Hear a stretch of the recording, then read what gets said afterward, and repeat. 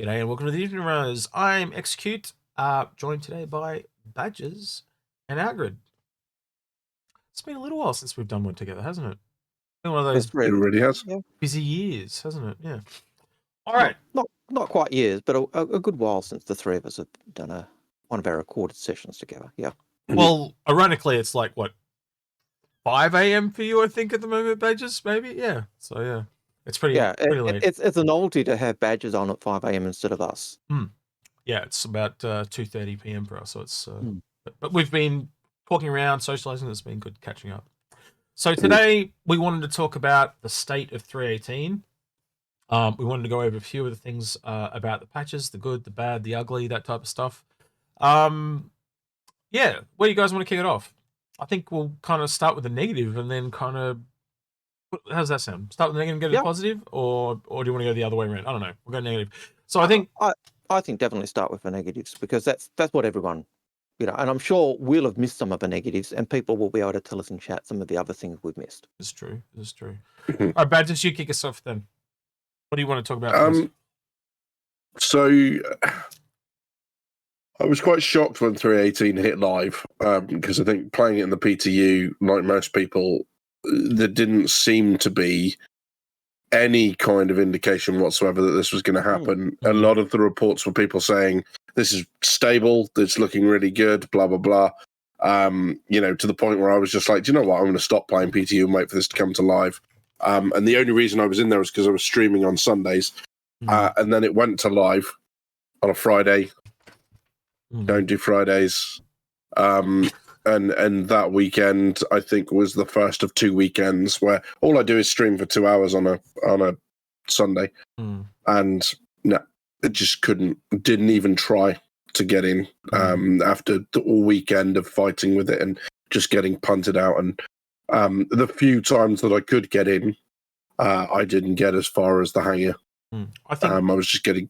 I think it actually did finally show that there was no streamer privilege, so to speak, or content creator privilege, because it seemed to hit random people over the shop. So And I've got to agree with you. Like PTU, just before it went live, was smooth as. It was really nice. Yeah. And that's just one of those issues. You know, like when PTU goes from Avocado to the first wave, it's generally because it's become to a point where it's stable or seems smooth, or they need to get more people into test an area. But near the end, PTU, after that long cycle, seemed really smooth. And it was only when it went to everyone that we actually saw where the bugs were and where the things were that were breaking it. And you can't find that out until you go large. That's one of those problems. But yeah, it was an issue. Like I had no problems getting in PTU, but I certainly had issues getting into live when it went live. I think it shows that it was definitely a more of a back end login issue than the servers themselves. And there are multiple, steps to actually getting into the game. And for me, it's just a sign of how do I put this? There are different steps and obviously different scales. So even though we all had access to the PTU, there were a lot of people who were like not prepared to put up with the bugs and issues and the wipes and all that type of stuff. So they were waiting for it went live. And so when it did go live, those floodgates obviously opened. And CIG would have that data, and they probably saw that coming. Because the other thing is that I think would both agree on, or all agree on, I should say, is that was, even though how stable it felt, and you've both talked to that effect, it was there for a long time. Like, so they knew in the background that these issues were still there, and they were preparing for it, right? So they saw it coming, and even that wasn't enough, because there's just so much unforeseen things that you can't prepare for until you get into that live environment. Well, I think that would be a really interesting question to have answered. Is did they? Was the delay to fix this, or was it to fix something else? And if it was something else, would they interestingly have been further on if they just released it sooner, got through all the bugs sooner and started working on this issue? Or was it something completely separate? But I think, I don't know what you two thought, but the day it went to live, I was actually doing something else. I think I was working, and then I agreed to meet a couple people out.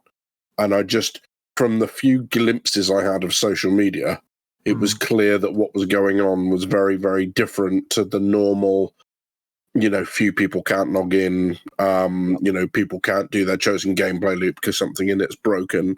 It was very clear from the get-go something catastrophic was happening. Yeah. And it's not gotten the kind of speed of response that maybe people were hoping on. Well, I was up when it dropped, right? And from the get-go, I couldn't get in.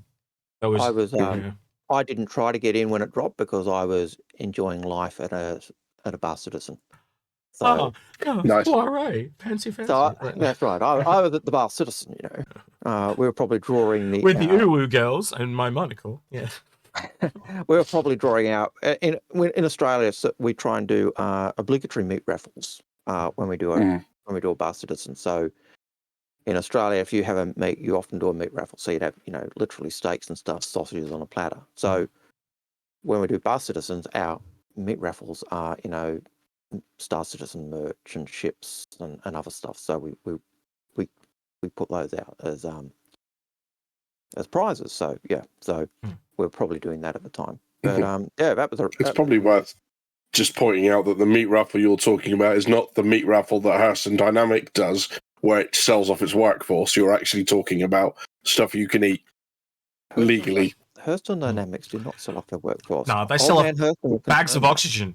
That you can just tip over your head. They sell you the bag so you can actually breathe some oxygen, but they're not rated for space, and are only rated for one use only. And they're cheap. They deliberately make them so they're cheap, so that you can, so they can afford them. That is literally step one of your Hearthstone Dynamics aptitude test. You walk in the room and they go, put this bag on your head, and you go, no, right, you've got too much intelligence, out. Okay, bag. Your managerial material. Yeah. Right, okay. Yeah. So bugs. What bugs have you guys been going over? Because for me, it was a lot of the same old stuff that had just cropped up again, and it all initially for me in 318, it was all very lag based. Like you could click a switch and it would take, I think there was an elevator I called and it literally took 10 minutes to arrive. Yep. Things like that. So they all seem to be very delayed, and they were all very back end issue problems. Like as I said, everything felt like it was bottlenecked, like it was trying to put too many things through a small hole, and it was just taking so much time for everything to get through. But again, we knew that this is a very back end patch, so it makes a lot of sense. But again, I think this is something I'll keep coming back to. This is all part of the process, and it's all because it's back end. This is just shit we don't normally see in game development, So usually when a game's in development, we by the time we see it, it's in alpha.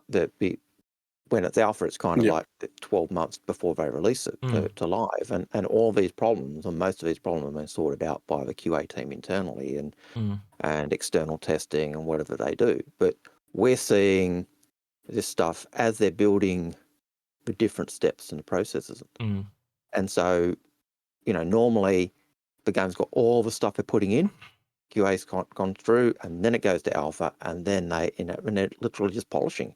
We're still adding the game mechanics and everything else. So it's going to break, and it's going to break when I know Paul said it in the past. You and I've said it on the live streams.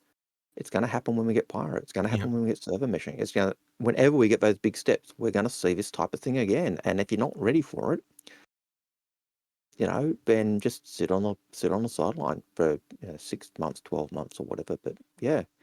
But I know with the bugs, the biggest one I had was logging in, and I was getting the bug that was saying issues with my account password and details were just not being accepted. and it was saying check your password. Now that to me was raising a red flag for me of saying, hack. Something was going wrong where my account and password weren't linking up anymore. And so I sent concierge a message. They sent back and said, yeah, this is a known problem we're having with the patch. Okay, fine. At that point, I stopped worrying. I just knew, it's a patch. We're going to solve it. It's just going to take time. So that was the biggest issue I had. And apart from, the slowness. So there's some patches log in and it was press the button to get out of bed and you 5 minutes later you get out of bed and then.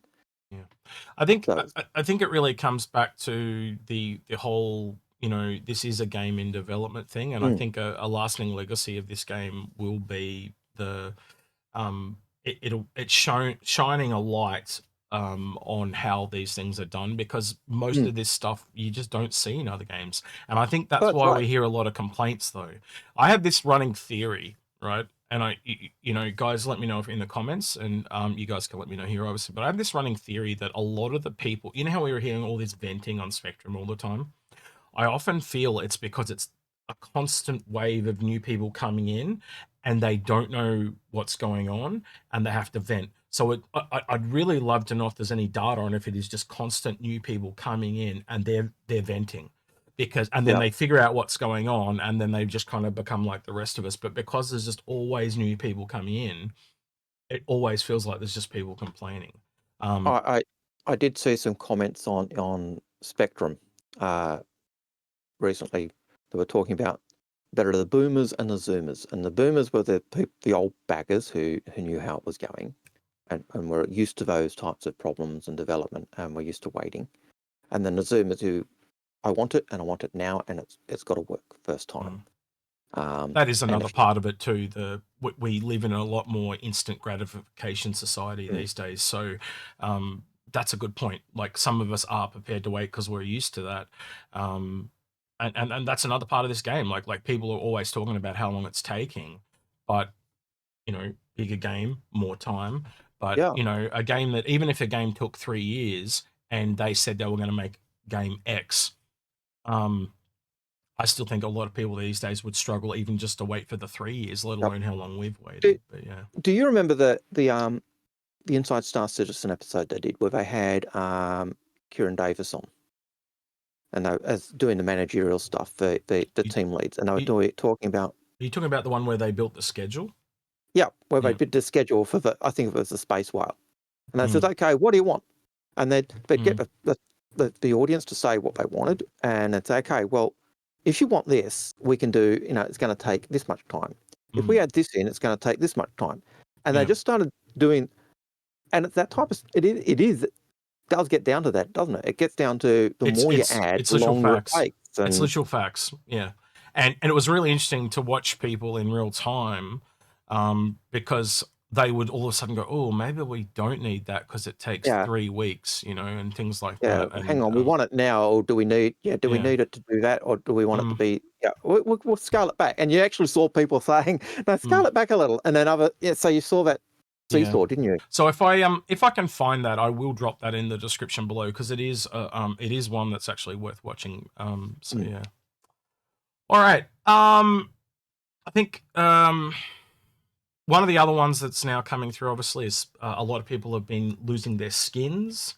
And that was, for me, straight away, when I saw that, I went, this is wipe territory, right?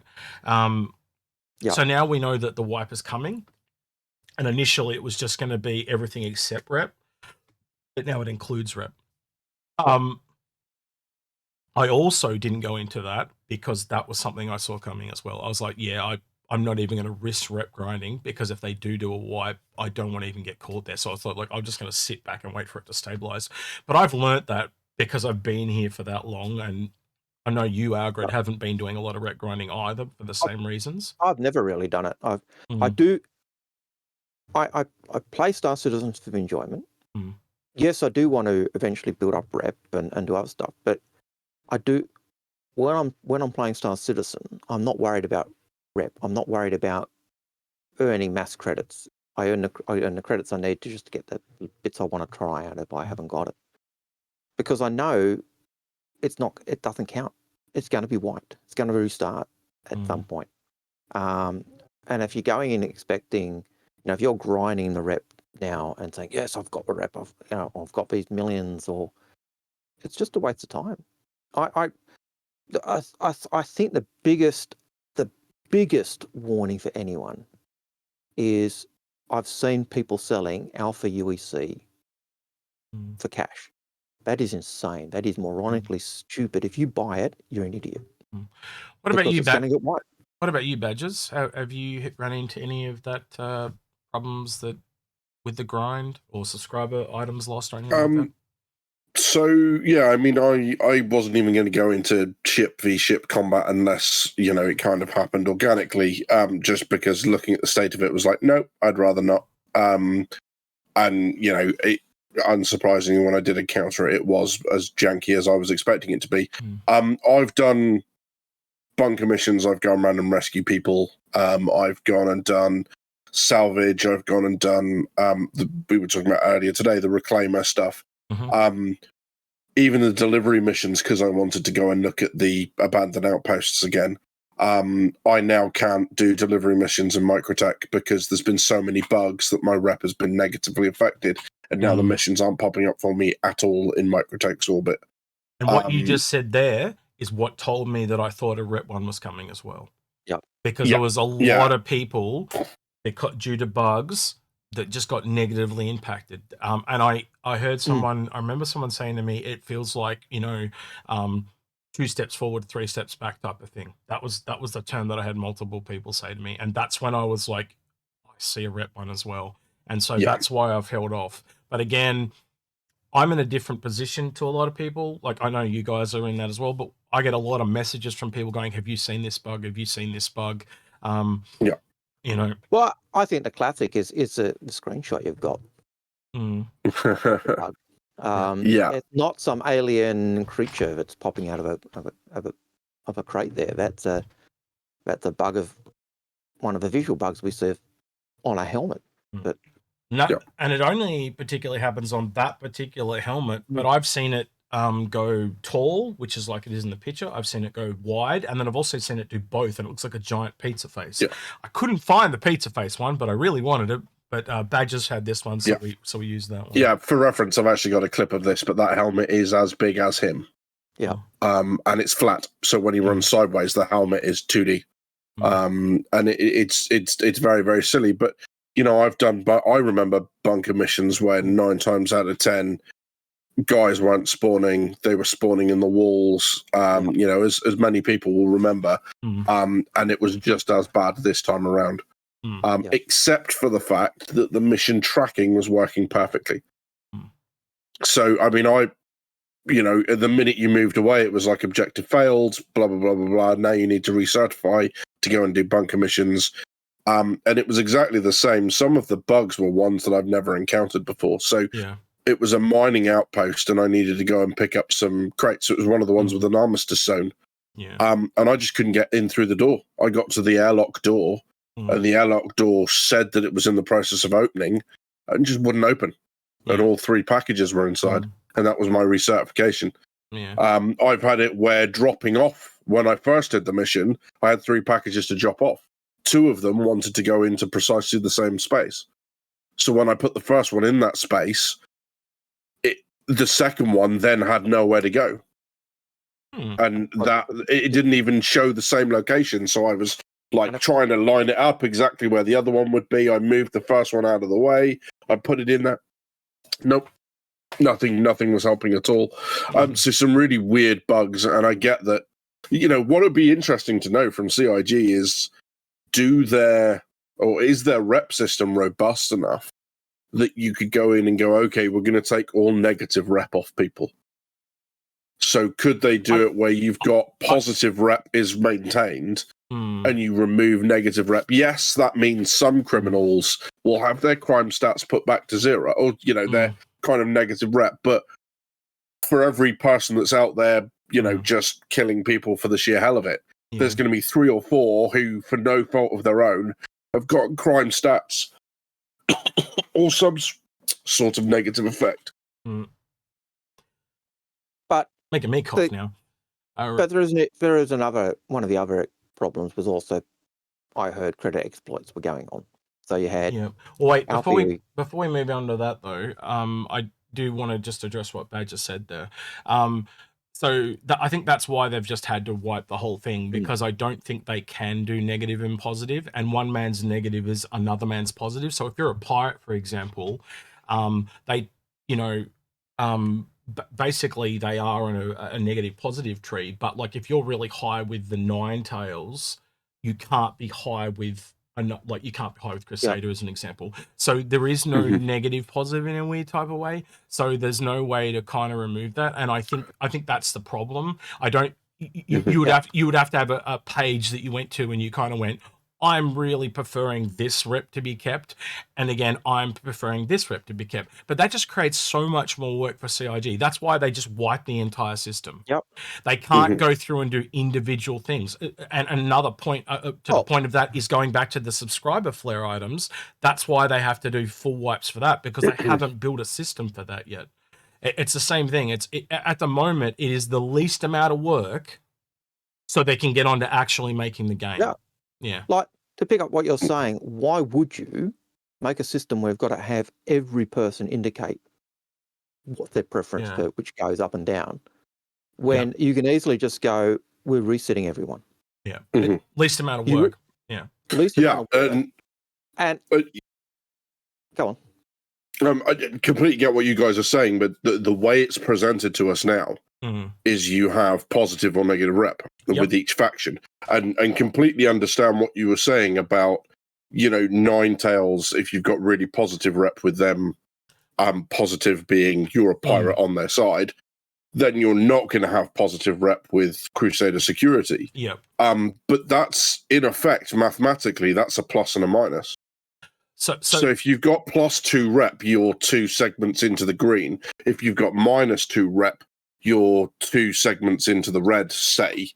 Now all you would have to do for a database is go any negative value, just zero it. Yeah, I think though that what that'll end up doing is removing what some people see as positive rep. That's my concern. So again, like the things I said, and like Algared kind of picked up on what I was saying, if they did build a system like that, it would end up being they have to actually go through and compute it, right? So they have to actually go through the data, compute through the data, and tick everything up and down to where it needs to be, or they just wipe it. It's going like that. It's like instant versus days. And if you're doing ask every person, then you got people saying, "Oh, I didn't mean to say that I want a disrep removed." No, just wipe it. Just save yourself.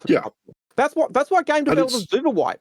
They do the wipe to rebalance everything so that they don't have to spend hours trying to sort the unfortunate that issue. The unfortunate side effect, and I'm not disagreeing with you. It's just life is complicated, right? Is that now that we know there's an announcement that I've linked to you, Exit is in Discord, that we are getting wipes with both 0.1 and 0.2. So for those who are not overly interested in the testing, why play 0.1? But because anything you achieve now is going to get wiped in 0.2. And I must admit, I don't mind testing and having a muck around with it and stuff. But it says on the bottom line for both Alpha 3.8, 18.1 and 3.18.2, we perform these wipes plural. So hopefully, sorry, go on. But I don't think they're going, we're still in 18.0. Yeah. 18.0. 18.2 is on the PTU though. So 18.2 is on the PTU, but 3.18.0 is live. I don't think we're going to see 18.1 in live. I think they're going to go straight 3.18.2. Yeah, they've kind of alluded to that effect. Yeah. And I think when they do that, they'll just wipe. It'll just one wipe for the lot, and it'll just be that. Yeah. So at the end of the day, what this comes down to is there are people, it's like wants and needs. Like, yes, we would like them to not wipe it because there are people that have made progress, but there are also people that do want it wiped, right? And again, at the end of the day, we are making a game And at the end of the Yep. day, we have to just do what is the quickest and fastest so we can get back to making the game. And once Yeah. we all have that on the same page, I think we can agree that a wipe is going to come eventually anyway, and that's the takeaway. So we are testers. You need to go into this looking that we're in a test environment, and yes, cool. I just spent 3 weeks grinding whatever rep, and oh shit, it's gone. It was going to go eventually anyway. Much like what Algared said about the Alpha UEC that people have been purchasing. That's why it's silly, because it's always eventually going to go anyway. And that's that's the takeaway of this whole thing, right? That's a problem with Alpha UEC. It is Alpha UEC. It's not even going to, that is going to disappear and be gone when the game goes live. So when before you go down that line again, that's the takeaway, though. I think that people have just got to remember in the back of their minds that it's always going to get wiped eventually before the final game.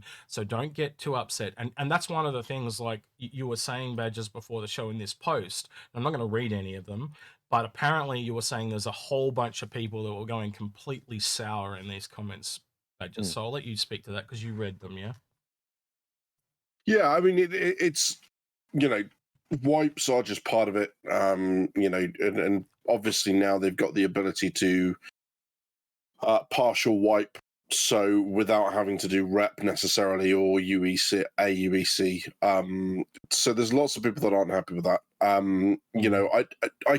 I can sympathize on both ends because, wipes, all right, not great. I think what stands out to me, and I'm sure stood out to both of you, and actually you've kind of already said it, is that it wasn't long into 3.18 that those of us that have been around a while were going, yeah, this is getting wiped. Yeah. Especially when you start here, like Algared said, the exploits and stuff, it's like, yeah, they're wiping that. Yeah. Well, this is the reason why when they gave us that huge amount of UEC, those of us who have been around a while went, spend it, because then they can't take it off you. Yep. And we all just went and bought every ship we could get our hands on. And that was that. That's something we didn't talk about a lot too. We'll come back to that, the exploit stuff, but keep going. Sorry to interrupt. But I think, the flip side of that is when you've got wipes coming in quick succession, or when you've got a wipe coming, it can, depending on what motivates you in your gameplay, it can deter people from playing. Yep. Which, yes, everyone's testers at the end, but they're not going to have testers if we're faced with consecutive wipes, because why would you? People need something to work up towards. There's got to be a reason for playing. And I like going around grabbing all the little, I keep searching the outposts for alien artifacts, and I like going to the security outposts to pick up the little advocacy badge and just little things that people go, I've never seen one of those before. And yeah, look what I got. But, so I can see it both sides, but you're entirely right. There are going to be wipes that come. And there's going to be lots of wipes. It's not just going to be one or two. It's going to be, like, I know you've hinted at Execute, but I fully expect there'll be a wipe with Pyro. There'll be a wipe with any of the big things that come, because any of the big things that come are going to have those same types of problems. So we're going to see wipes. We're going to see multiple wipes. I would 100% expect what we've just seen now with the big back-end patch going in, server meshing going in, exactly the same again, because it's just 100%. So many teething issues with back-end stuff that there are just so much unforeseen stuff, when you are dealing with a majority code-based environment. Like, so what, to give an example, in a video game, you see all the art. That's what you see. It's front and center, the pretty spaceships, all that type of thing, the animations, all that stuff. There is like 90% of that game is code in the background that you will never ever see. And that's the other way you can look at this patch. It's just it's a step back where it's all networking based server stuff that you'll never ever see, right? But all that is required to make those graphics look pretty, right? And that's the takeaway for me, is if you're doing a back end patch, expect issues, because it's out of sight, out of mind. Sorry, Algared. And the thing with the wipes is that CIG are aware wipes are a pain in the butt. They're aware that it actually impacts people's gameplay, and so they did develop a system where they could do a wipe for cash, they could do a wipe for rep, they could do a wipe for purchases. So they actually broke up and their servers so they could actually do wipe for different things, if I'm remembering correctly. So they didn't have to do a complete wipe all the time. But that wasn't saying we're not going to do a wipe of everything at any time. And they've always reserved that right to be able to do wipe. Especially in a testing environment. Just a really good point you've made there. Something they could do in the future, right, is rather than do the positive negative thing that you said, Badges, say we get Pyro versus Stanton, right, they could wipe all the rep for Stanton or wipe all the rep for Pyro. So that's something they could do. Like, that would work, right? But that negative positive thing, not so much, right? So that might be a thing going down the line, you know. Oh, there was an exploit here, and people were way too easy to get rep with Ruin Station. Bang! So we're just going to wipe all rep for Pyro. At the end of the day, it's just a numerical value. That's all rep is just, you know. I mean, and this is my issue with games like World of Warcraft, is that you can actually see precisely what the numerical value is.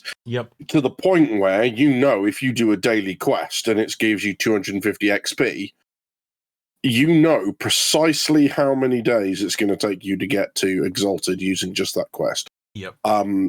You know, and all the game's doing on your rep is a lookup table of, right, what value are you? Every time you go to do something, yes, you're of the right value, no, you're not. So being able to basically just go and sort through a table and just executing a code that goes this. But I think they will need to, as they go forward, when you look at Quanta, they need to get basically progressively more accurate with what they can wipe. Because creating an economy from the ground up is never going to work first time. There are going to be bugs, there are going to be exploits. And rather than what are you going to do when you go to live when someone figures out how to hoard all the Hadnite in the entire game? It's like, what are you going to do? You're going to wipe every player's account because one player figured out how to. Or are you going to able to, when you look through people's inventories, just go, what's the Hadnite line, and zero it? That's the other positive takeaway here, because all this stuff now, like people doing the exploits now, stupidly, if they want to get away with it, you wouldn't do it now. You would leave it so it sneaks past and gets past all the tests and everything, and then it's in the live game. But that's the advantage of this. Like, finding out all these exploits now is what we want. Damn it, X, you'll give the game away. Shut your face. Yeah, I know. But that's how it is. Like stupidly, you want people to do the exploits right now because then they won't be in the final game. You want those wipes now. You want, you know, I know people hate it, but you actually want the game to be going through and wiping and resetting and that. Because one of the things... Sorry, go on. Because CIG don't want to be doing wipes in the live. They do want it to be a continuous cycle of you know, what you've done and everything else. Yes. And if they do wipes in live, that's because it's something that's necessary and needed. They're necessary and needed now, but it's alpha. How do we know it's alpha? Because we're using alpha UEC. We're not using regular UEC.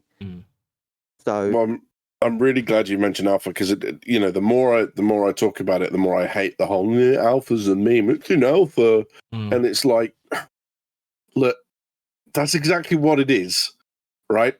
It's and I'll use the same analogy, and I know it's not perfect, but it's a house that's being built, and this house doesn't have every floor in place yet. It doesn't have a ceiling. It doesn't have windows. Bug fixing and, you know, quality of life improvements are hoovering and dusting and mopping. And why are you doing that when you don't have a roof? Because the moment it rains, what? You know, and it's one of those things, you know, what we've seen up until 3.18 has been a lot of patches of content and gameplay. And where there has been tech stuff in the back end, it hasn't necessarily been intended to do massive changes. It's been groundwork stuff. So what I'm thinking about there is Vulkan, right? And the Gen 12 renderer. Yeah, that's true. We have seen improvements, but CIG, when they did the episode about it, said, yeah, we haven't actually optimized it. We've changed it over. And we've seen these great improvements, but that wasn't what we were intending. So it gives us loads of hope that when we do improvise it, we can make really big improvements again. Yep. But that wasn't the intention now. Yeah. And what we've seen with 3.18, exactly as Algared said, is we saw an alpha doing what alpha software does, which is we're going to introduce something which is going to break everything. And Well, it broke everything. Yep, and it will happen again with server meshing. Yeah. Because these are two big systems that touch everything.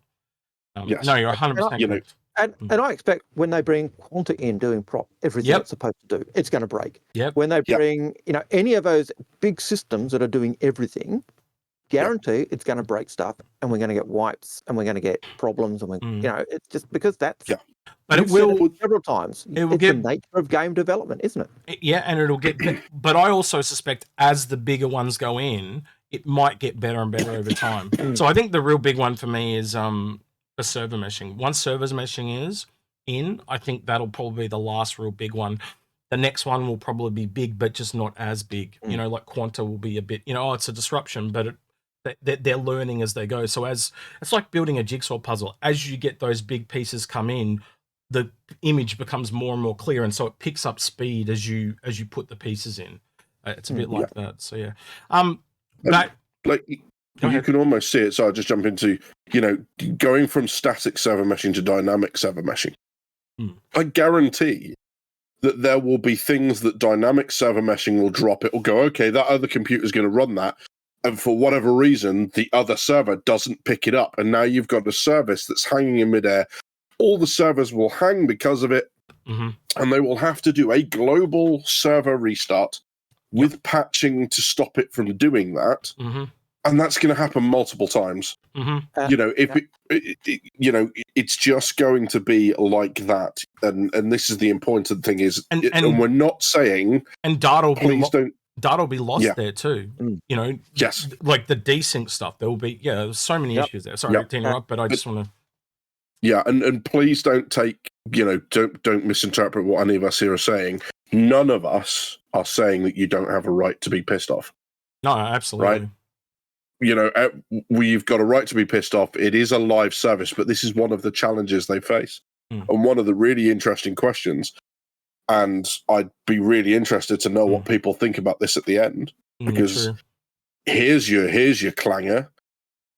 If they could make much more tech progress by going to 2 patches a year instead of 4, would people buy that?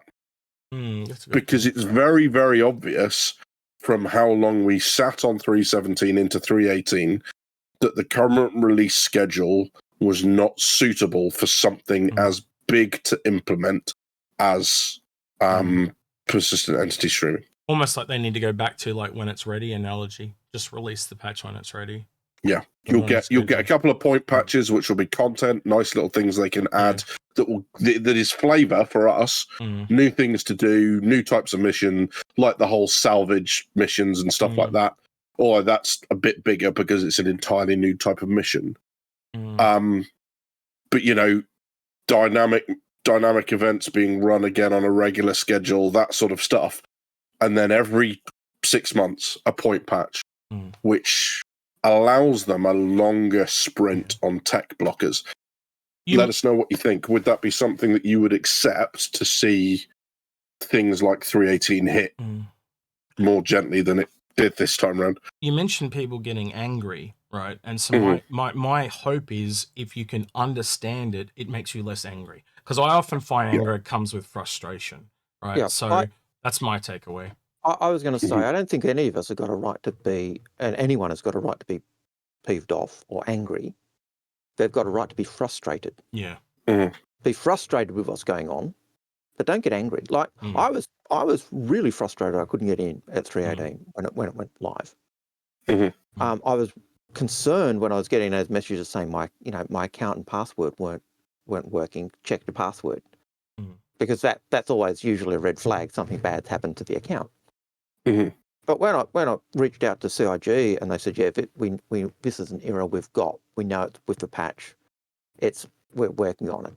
To me, that says, okay, it's not an account issue. It's a it's a bug. They're going to get it and they're going to fix it when they can. Yeah, it was frustrating. I wanted to get in. I wanted to do stuff I'd been doing in PTU, but I wasn't angry. I wasn't annoyed. I was frustrated, and I knew it would get fixed. And 2 weeks later, I was in. You know, today I was having logging issues trying to get in game, and being a long weekend, understandable. Lots of people logging in. You're going to get those issues. But I wasn't angry. I was frustrated, and that frustration was often showing as annoyance. But I don't think any of us have got a right to be angry. We've got a right to be frustrated and annoyed, but we've got to modify that, you know. So yeah, I think the kind of last part of this and that we can talk about before we kind of wrap up is that we need all these things to get to the things we want to get to. So you were talking about a particular mission with me earlier today about on the reclaimer badges, and I'll let you talk about it if you want. And it's a new step forward, yeah. So yeah, with one of the point patches in 3.17, we got the Derek reclaimer. We got Ghost Hollow on Microtech, which is the crashed. For those that have or haven't found them, there's also a reclaimer mission in most of, if not all of the gravity wells. So the one I've been doing recently is seize the data in Microtech, which is you get a contract to go to the Black Kite, which has been taken by the 9000, converted into a data runner. They want you to go get an encryption key so that your your contract dude can hack in remotely, get the data they need, and then you need to destroy the Black Kite on completion. So you've got to go out, you've got to scan for it, which is obviously easy. You just fly towards you lose the marker kind of 60k out. You just fly towards the marker, bang in, and it kind of pops up at like 50 kilometers. But the mission feels like where they're intended to go because all the loot is physicalized. So the item that you're looking for is in a particular location, but it's quite obvious. You see it and you go, oh, that's something I need to interact with without anything. It's not like got anything stupid. It's not in a room with a spotlight on it. I went and checked the bathroom because the AI don't spawn in the same place all the time. So I went to check the bathroom and make sure no one was going to jump out behind me while I was looting something. And there was a paramed device just sat on the side, ready to be looted. When you go into the data area, there's loot not in containers. It's on the desks. There's a burrito at the desk where you go and interact to put the key in.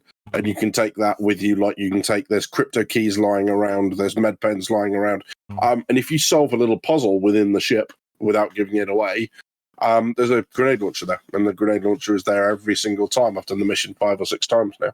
So what I'm trying to show you there, right, is that is a clear progression. Like the first quests we got were going to locations and then simple box deliveries. Now we're getting interactables, right? So the next step is, now we get this multiple branching path and these, generated missions and stuff. But to get to that, we've got to go through all these steps. We've got to get, persistent server, persistent entity streaming, server meshing, all the other things that have got to come in. So it's all just part of the process. And that's, I think, that the big takeaway from this video that I want everyone to take away is, yes, it is frustrating, as Algared said. Yes, there are issues, like Badger said, with the bugs and all that, and that I've said as well. But you've just got to remember, don't get frustrated. Understand why this is happening, and I don't think you'll get angry. I think it's an exciting time, to be honest, because as every bug is removed, the closer we get to that final game that we all want. And that's my takeaway. Algared? My takeaway is that Star Citizen, and you've said it numerous times, we've said it numerous times, is it's showing game development. We're seeing behind the scenes of what happens in every other game behind closed doors. But we're seeing as it plays out, aren't we? We're seeing it played out live. Yeah. We're seeing it's like the dirty laundry of Star Citizen playing out right before our eyes. Yeah. We're seeing the struggles and the triumphs and the the trials and tribulations and the successes and triumphs of the developers as they do things. We saw them go from one landing pad per planet and landing on rails from pupil to planet where you can land everywhere. You know, we're seeing that. And so, as you said, it is exciting. It's an exciting time. But with that comes those frustrations and annoyances when things break. And you've just got to be aware when you know what's going on and you can see that development. Yeah, get annoyed, but the anger just isn't there. I think we'll look back at these times and kind of realize like what it took to get there and why it's so great. And I get excited because, as I said, as those bugs are removed, I know we are getting to the game that we all want. And like there'll be an influx of people. Like when those majority of those bugs disappear, and you guys can talk to this just as well as I can. Every time the game goes up a notch, like whatever it goes up, more people come in, and there'll be like you guarantee when like Badger said, server meshing, static server meshing, dynamic server meshing, as they all come in, there'll be influx after influx after influx, and this game is just gonna the hype train is gonna go to 11. Like I have no doubt, but you look at the analytics that Chris Roberts shared at the beginning of the year of like he talked about the number of unique accounts that it increased. Now, for me, that could be players making old accounts, so I don't see that as being that special. Well, another way to look at it is the money. We hit 100 million last year in a single year. But you're still looking at players, you know, spending money or making accounts. But the big thing that really showed that growth was that number of concurrent hours played. Yeah. And the number of hours of Star Citizen played is rising exponentially. That's what. And that's an important the key modifier for me. That's a key. Do you remember what Paul said? Do you remember he said he was looking at the analytics and the time play, but I remember he said that puts it in the top 5 games on Steam. That's nuts for a game in alpha, right? So you take that and go, we are at a percentage. Did you tell me where do you see that going when it actually releases? Like, you know, if it's in top 5 now in this what people call a buggy mess state. What's it say for when it's even better? But you look at the number of hours played. That to me is more important than the number of unique accounts they've got. A number of unique logins to the game is also important as opposed to the number of accounts they've got.